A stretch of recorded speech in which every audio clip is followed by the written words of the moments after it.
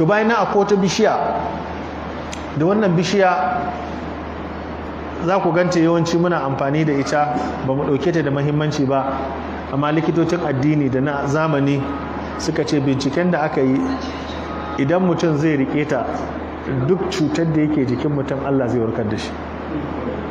Aka ce menene, suka ce ta ce bishiyar zogale. Wato zogale ganyenta magani ne, 'ya'yanta magani ne, saiwarta magani ne, ita kanta zogale, sannan ɓawon 'ya'yan shi ma kansa magani ne. Yanzu ka samu zogale ganyen ka hada da 'ya'yan aka nika, kana tafasa shi kana sha, ko fitsarin kwance yaro yake da shi, ko ciwon sanyi namiji yake da shi, insha Allah ta'ala hatta fitsarin jini in ka ba wa mutum ya sha na sati guda da a nemi ciwon a rasa. Ganyen zogale da 'ya'yan zogale a hada su waje daya a nika, insha Allah ta'ala duk cutar da yake damun mutum na mara ko fitsarin jini ko fitsarin kwance na yara, insha Allah an wuce wajen.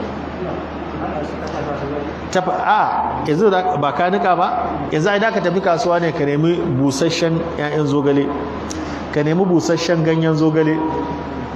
In ganyen ka samu kwano guda, to 'ya'yan sai ya samu rabi, sai a nika. Wannan mutum ya nika ya kamata kwana da shi a gida fa. Duk wani ciwo da ka sani na jiki da na mara, yana maganin diabetes, yana maganin hawan jini, yana maganin ciwon zuciya. In kana da yaro mai sikila kana bashi a cikin madara sau 3 a wuni, da izinin Allah duk yadda sikila take sai Allah ya raba ka da shi. Idan aka samu mai prostate aka ce sai an je an huda shi, kar ku huda shi, a samu 'ya'yan zogale kawai a dinga sa masa a ruwan zafi yana sha. Shi yasa suka ce mai cutar sikila ba maganin da ya dace da shi kamar 'ya'yan zogale.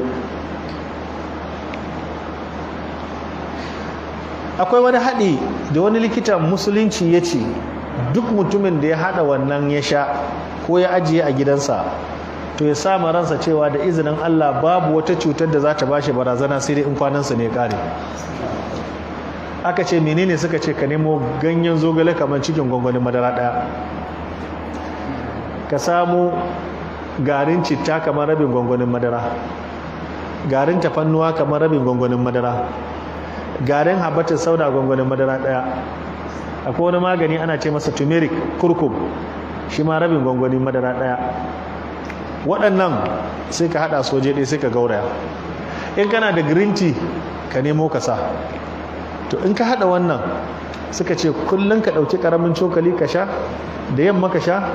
Suka ce hawan jini, typhoid, ulcer, diabetes, prostate, suka ce duk wata cutar da take cikin jini da cutar da take taba jikin mutum, har matsalar ido, suka ce in Allah ya taimake ka kana sha akan lokaci, ka rabu da wannan ciwon.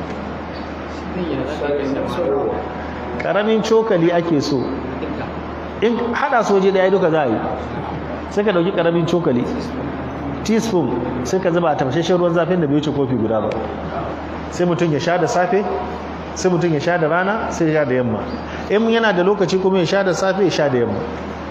Wannan yana yi sosai akan dukkan wata cuta wanda take alaka da jikin dan adam.